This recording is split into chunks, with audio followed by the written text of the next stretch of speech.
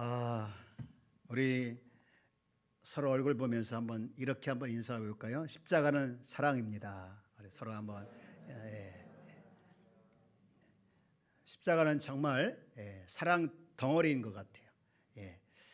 오늘 아침에 어제 저녁에 이렇게 꽃꽂은 걸 봤는데 오늘 아침에 더 이렇게 빨갛게 다가오더라고요. 그래서 제가 요 앞에 있는 소강대에서는 좀 치워줬으면 좋겠다 마음 먹었는데 알아서 딱 치워주네요.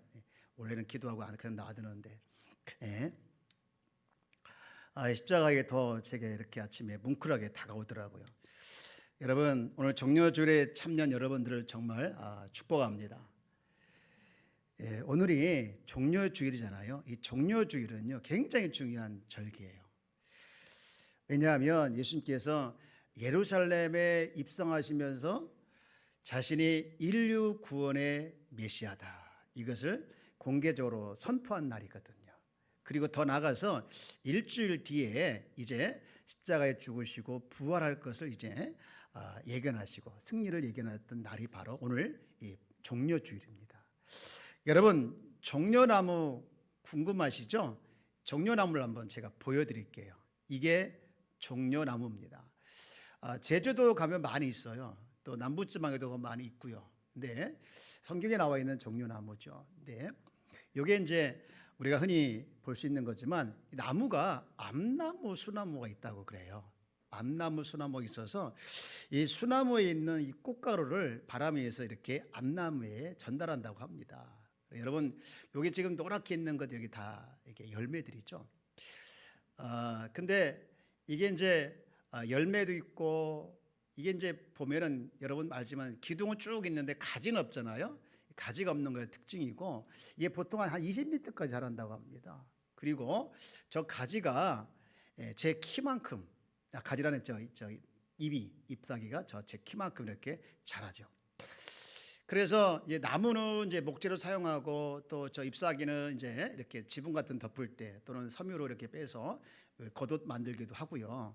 열매는 이제 딱딱하지만 먹기도 한다고 합니다.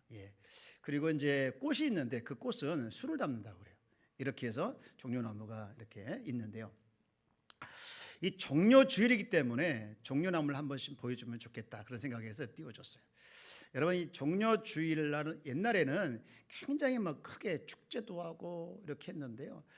이게 이제 종교개혁 이후에는 이게 다 이제 축소가 되고 좀 의미만 이제 두고 계속 지내왔어요.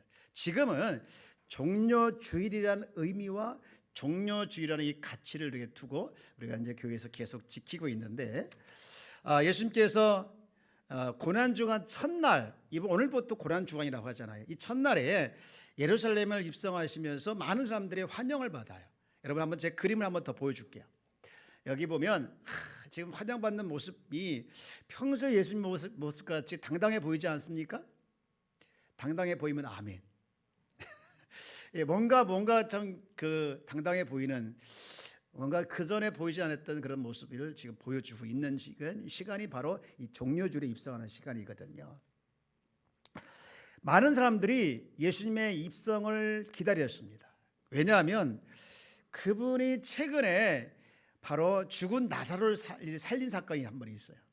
그래서 그 사건 때문에 유대인의 왕보다 또는 총독보다 더 많이 만나보고 싶고 더 많이 보고 싶은 분이 바로 예수님이세요. 여러분, 9절 말씀 한번 보죠. 이 9절 말씀을 한번 같이 읽어보겠습니다. 시작.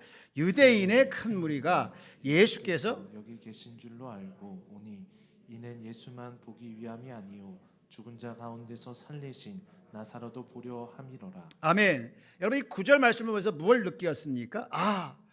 예수님도 유명한 분이 됐지만 나사로까지도 이미 유명한 사람이 됐구나라는 것을 느끼죠. 사실 예수님이 죽은 나사로를 살렸다는 것은요, 유대인들에겐 대단한 이슈입니다. 하나님만이 할 수 있는 일을 저분이 하셨다, 저분이 정말로 메시아인가 보다, 구원자인가 보다, 이렇게 믿게 된 것이고, 그리고 저런 분이 하나님이라고 하면, 저런 분이 우리에게 함께 한다면 우리의 모든 문제를 해결할 수 있을 것이다, 그런 생각을 가지고 이미 그분은 그들의 왕으로 받아들인 거예요. 한편 이제 자기들은 그렇게 왕으로 생각하고 받아들였는데 예수님에 대해서 핍박하고 죽이려고 하는 그 사람들을 이해하지 못하는데, 저는 이 사건을 보면서 두 가지 질문이 생각이 났어요. 하나는 이스라엘의 왕이여 이렇게 환영받고 오는데 첫 번째 질문입니다. 왜 그분이 말을 안 타고 새끼 나귀를 타고 왔을까? 이게 첫 번째 질문이라고 하면, 두 번째 질문은 이스라엘 왕이면 모든 이스라엘 사람들이 환영을 받아야 할 텐데 누구한테는 환영받고 누구한테는 이렇게 저주 아닌 증오를 받는 그런 분이었을까? 이런 두 가지 질문을 가지면서 예루살렘에 입성하시는 예수님이 어떤 왕으로 오셨을까라는 생각을 하면서 세 가지가 정리가 됐어요. 하나는, 첫 번째는 예수님의 예루살렘 입성은 바로 새끼 나귀를 타고 오신 왕이었다는 거예요. 뭘 타고 오신 분이라고요? 새끼 나귀. 여러분 12절 말씀을 한번 볼게요. 그 이튿날의 명절에는, 그 이튿날에는 아주 명확하게 언제 종료주일인 걸 가르쳐주고 있는데, 명절에 온 큰 무리가 예수께서 예루살렘으로 오신다는 것을 듣고 라겠습니다. 여기 지금 큰 무리라고 했는데 명절 때만 되면 오는 분들이에요. 여기저기 각지 흩어졌다가 명절 6월절이라든가 이런 날이 되면 오는데, 온 무리가 무려 얼마나 되냐면 자료를 보니 무려 270만 명이라고 하더라고요. 여러분 270만 명이라고 하니까 별로 피부에 와 닿지 않는데요. 혹시 아는 분이 있는지 모르겠어요. 제가 인천 인구를 한번 찾아봤는데 우리 인천 인구가 295만 명이더라고요. 295만 명에 얼마 안 되는 조금 부족한 사람들이 지금 예루살렘에 모인 거예요. 그 많은 사람들이 모여가지고 예수님을 향해 호산나 호산나 외치고, 그리고 찬송하리로다 주의 이름 오시는 곧 이스라엘 왕이로다 이렇게 지금 외치고 있으니 얼마나 그 소리가 웅장했겠습니까? 이렇게 웅장하고 이렇게 대단했던 환영식 또 환호가 있었던 이유는 바로 그들에게는 예수님이 바로 틀림없이 왕이었다라는 것을 보여주고 있는 거예요. 천전하는 왕이 있고 총독이 있지만, 그래서 제가 생각하기를 왜 이들이 그렇게 환호하고 그렇게 이들을 이제 환영하면서 왕으로 봤을까? 두 가지 이유가 있다고 생각하는, 하나는 아까 얘기했던 것처럼 죽은 누구를 살렸습니까? 나사로를 살렸죠. 여러분, 아무나 살릴 수 있는 능력이 있는 것이 아닌데 하나님만이 바로 살릴 수 있는 능력을 가지고 있고 죽일 수 있는 능력을 가지고 있는데, 저분이 저렇게 죽은 자를 살렸다고 하는 것을 대단하게 본 거예요. 여러분, 한나라는 여인이 있죠. 한나에게는 가슴 아픈 게 하나 있잖아요. 뭡니까? 아이가 없는 거잖아요. 그래서 하나님께 간절히 기도합니다. 그 아이 없는 것 때문에 천대를 받았잖아요. 근데 하나님께 기도하는 게 하나님께서 그 기도를 들어주시고 사무엘을 낳잖아요. 근데 그가 사무엘을 낳고 하나님을 향해 찬양을 하는데 그 찬양 중에 이런 말씀이 있어요. 사무엘상 2장 6절에 보면 이렇게 고백을 하죠. 우리 한번 같이 읽어봅시다. 시작. 여호와는 죽이기도 하시고 살리기도 하시며 수월에 내리기도 하시고 거기에서 올리기도 하시는도다. 그렇구나. 하나님만이 살리기도 하시고 하나님만이 죽기도 하시는데, 그래서 그들이 스스로 이스라엘 왕이라고 이렇게 받아들인 것이고요. 또 하나는 바로 이스라엘 왕, 예수님을 이스라엘 왕이라고 부른 또 다른 하나 이유가 있는데, 그것은 그가 예수님이 한 번도 타지 않았던 새끼 나귀를 타고 오신 거예요. 여러분, 이게 왜 의미가 있느냐면, 여러분 이 말씀이 사실은 구약의 스가랴에 예언된 말씀이거든요. 여러분 15절 말씀을 봅시다. 이 요한복음 12장 15절 말씀에 보면 이렇게 기록하고 있죠. 같이 한번 읽어봅시다. 시작. 이는 기록된 바 시온 딸아 두려워하지 말라. 보라 너의 왕이 나귀 새끼를 타고 오신다 함과 같더라. 오신다 함과 같더라. 즉 구원에 예언된, 구약에 예언된 것이 성취되었다는 거예요. 구약에 오신다고 했는데, 나귀 새끼를 타고 오신다고 했는데 정말 그랬구나 라고 이제 받아들인 거예요. 이렇게 보면 자기들의 생각하는 기준과 자기들의 입맛에 딱 맞았기 때문에 그분이야말로 우리들의 왕이다 이렇게 인정을 한 겁니다. 저는 이 사건을 보면서 그런 생각을 해봤습니다. 우리들은 지금 여러분들이 지금 종료주의를 맞이하고 있는 거지만, 우리가 지금 예루살렘 입성하고 있는 예수님과 같이 이렇게 있는 사람을 한번 생각해 보십시다. 그러면 여러분이 이 현장에 있는데 그 예수님을 어떻게 보고 했습니까? 여러분, 사람들이 많이 정료가지를 흔들면서 호산나 호산나 그것을 보지 마시고 나귀 새끼를 타고 오시는 그 예수님을 우리가 봐야 되는데, 왜 그게 중요하냐면 지금 유대인들은 생각하기를 저분이 우리를 이 난국에서, 저분이 우리를 이 어려움에서 구원할 자라는 것을 봤어요. 그런데 그 난국과 어려움이 뭐냐? 바로 해방입니다. 로마로부터 해방입니다. 그러니까 예수님을 본 것은 구원자이지만 정기적 메시아로 본 거예요. 그 사건에 대해서, 그런 사고를 가지고 있는 것에 대해서 예수님이 지금 수정해 드리는 거예요. 나는 정치적 메시아가 아닌 평화의 왕으로 오신 분이다. 여러분, 우리 이사야 9장 6절에 보면 이런 말씀을 하고 있는데, 제가 3번역으로 올려드렸어요. 띄웠어요. 맨 끝에 보면 놀라우신, 그의 이름은 놀라우신 조언자, 전능하신 하나님, 영존하신 하나님. 아니, 처음부터 한번 같이 읽어볼까요? 시작. 하나이가 우리를 위해 태어났다. 우리가 한 아들 모셨다.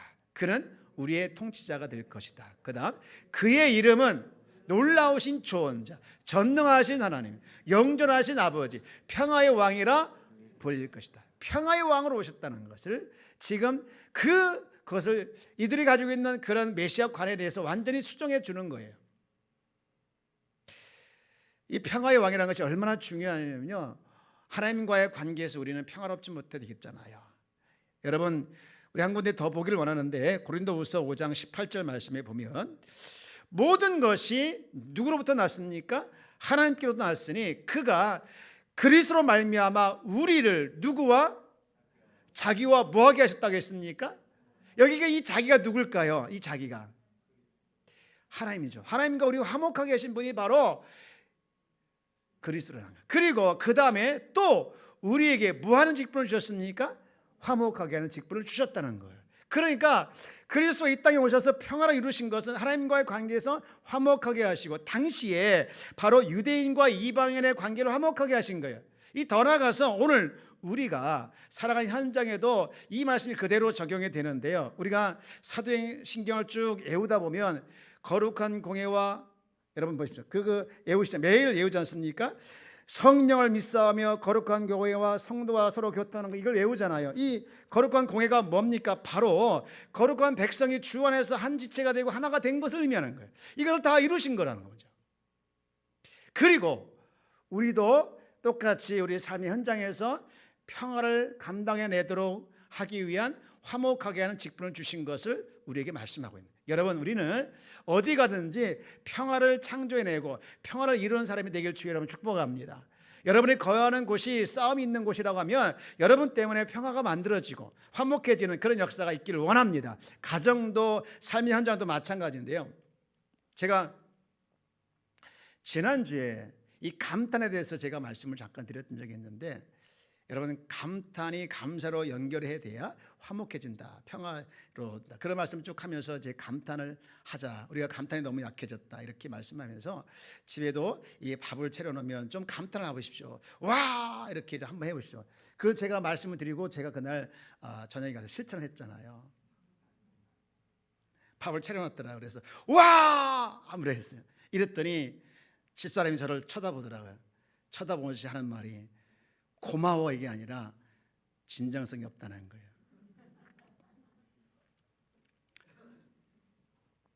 이 목사가요, 목사로서 살아가는 게 참 힘든 것 같아요. 설교를 했으면 설교한 대로 살아야 되잖아요. 참 안 되는 게 많아요. 여러분, 우리는 내가 서 있는 어느 곳에든지 간에 여러분 때문에 화목해지길 주여 여러분 축복합니다. 이게 화목하게 하는 직분이에요. 그리고 두 번째, 예수님은 지금 어떤 왕으로 오셨는가? 두 번째, 예루살렘에 입성하신 예수님은 이해받지 못한 왕으로 오신 거예요. 이해받지 못한 왕이다. 이 똑같은 사건인데요, 똑같은 사건을 누가복음에는요 이렇게 기록을 하고 있어요. 누가복음 19장 41절에 보면 아직 예루살렘에 들어가기 전에 예수님의 행동에 대해서 이렇게 표현하고 있는데, 41절에 보면 가까이 오사 성을 보시고 뭐 하셨습니까? 우셨다는 거예요. 성을 보니까, 예루살렘 성을 보니까 눈물이 나는 거예요. 그냥 눈물이 아니고 통곡하신 거예요. 막 엉엉 우신 거예요. 왜 우셨을까요? 예루살렘이 곧 멸망할 것이고 그 멸망 때문에 당할 많은 사람들의 고통을 생각하니 너무 마음이 아픈 거예요. 더 나아가서 42절 보십시오. 42절에 이르시되 너도 오늘 뭐에 관한 일을 알았더라면 평화에 관한 일을 알았더라면 좋을 뻔하였거니와. 그러니까 이 말은 뭡니까? 평화에 관한 일을 이해하지 못하고 알지 못했다는 얘기예요. 내가 이 땅에 와서 내가 너희들과 하나님과의 평화의 관계를 회복시켜주고 그래서 정말로 이제 해야 되는데 너희들이 그걸 이해하지 못하는 너희들의 죄성 때문에 나를 거부하고 나를 받아들이지 못하는 것 때문에 내가 너무나도 마음이 아프다는 거예요.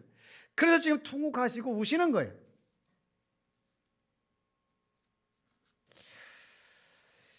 제가 이 말씀을 쭉 묵상하면서 이제 오늘 이제 읽었던 요한복음 시장에 나와 있는 사람들이 많아요. 그 사람들이 누구냐면요. 여러분 누구가 있습니까? 지금 요한복음 12장에 등장하는 사람이 누구예요? 등장하시는 분들이 한번 생각해요. 군중들이 있죠. 호산나 호산나 군중들이 있고요. 또 쭉 내려가면요. 제자들이 있어요. 깨닫지 못했는데 깨닫게 된 제자들. 그리고 예수님을 증오하는 바리새인들이 나와요. 이 세 부류를 이렇게 생각해 보니까 다 호산나 외치지만 또는 이렇게 제자들이지만 또는 이제 성경을 연구했던 자들이지만 아무도 그들이 예수님께서 이 땅에 오시고 그리고 예루살렘 입성하는 것에 대해서 이해를 못한 거예요. 한번 보시기를 원합니다. 먼저 이 군중들인데요. 지금 호산나 호산나 외치면서 이렇게 예수를 받아들이기 때문에 가장 많이 이해할 것 같고 가장 많이 알 것 같이 보였는데 그들은 5밤 지나서 어떻게 변합니까? 여러분 요한복음 19장 6절을 보십시오. 19장 6절에 보면 이 사람들을 한번 이렇게 소개하고 있는데요. 여러분 한번 읽어보십시오. 시작. 대제사장들과 아랫 사람들이 예수를 보고 소리질러 이르되 십자가에 못 박으소서 십자가에 못 박으소서 하는지라. 여러분 이 십자가에 못 박으소서 하는 사람들이 누굽니까? 조금 전에 5일도 안 돼가지고 호산나 호산나 외쳤던 환호하고 또 환영했던 그런 사람들이에요. 그런데 5밤 지나서 이렇게 바뀐 이유가 뭘까요? 진정 그가 이 예루살렘 오신 이유를 이해하지 못한 것. 그들의 바람은 자기들을 이 고난에서 이 이스라엘 받고 있는 이 고난에서 회복되기를 원하는 그것만 바랬지 그걸 안 해주니까 이해하지 못해서 이렇게 지금 못 박으러 얘기하는 거죠.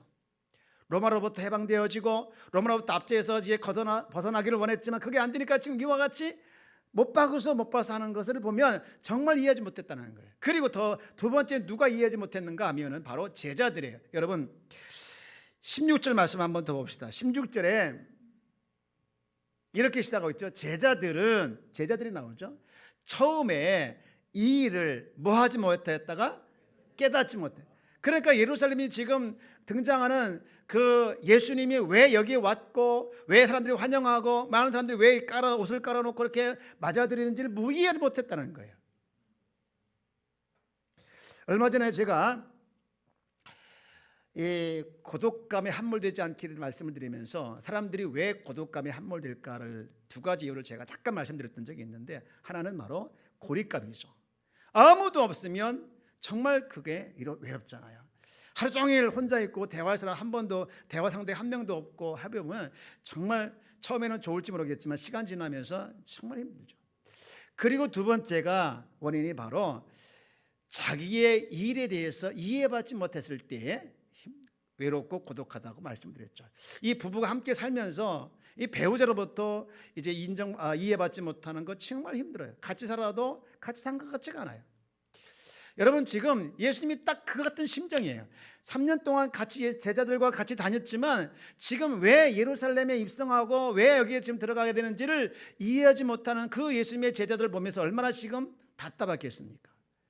그런데요 여러분 지금 여기 요한복음 12장에 나와 있는 이 제자들 깨닫지 못했다라고 말을 하면서 예수님께서 요한이 지금 강조하고 있는 게 뭐냐면 저렇게 제자들이 깨닫지 못했다라고 하는 것을 지금 강조하고 싶은 게 아니라 처음에는 깨닫지 못했지만 그래서 자기들이 각성을 하고 돌아보니 그것이 주의 뜻이었구나 하는 걸 깨닫게 되었다는 거예요.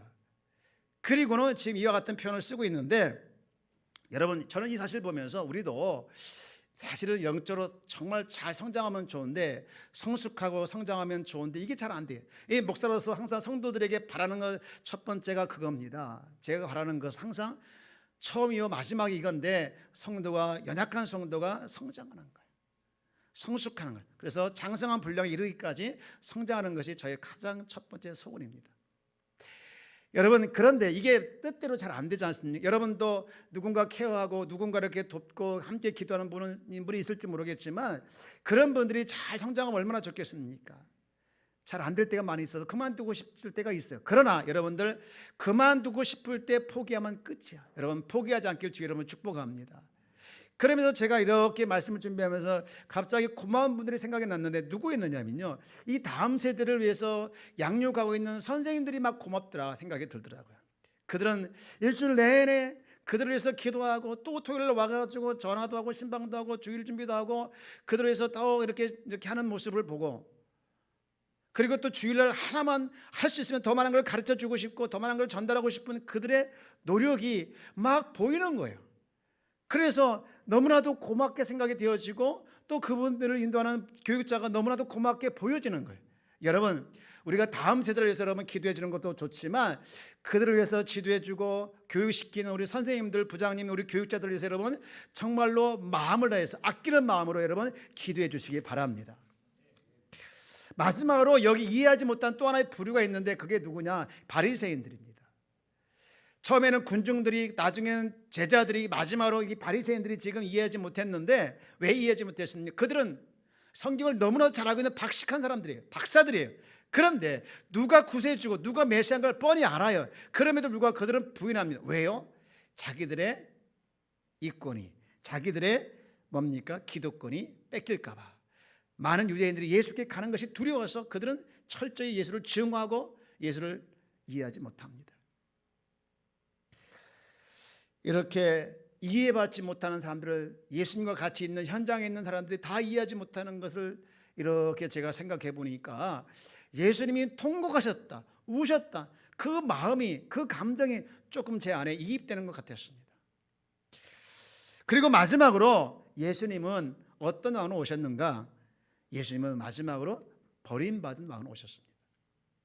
여러분, 우리 19절 말씀을 한번 읽어보겠습니다. 시작. 바리새인들이 서로 말하되 볼지어다 너희 하는 일이 쓸데없다.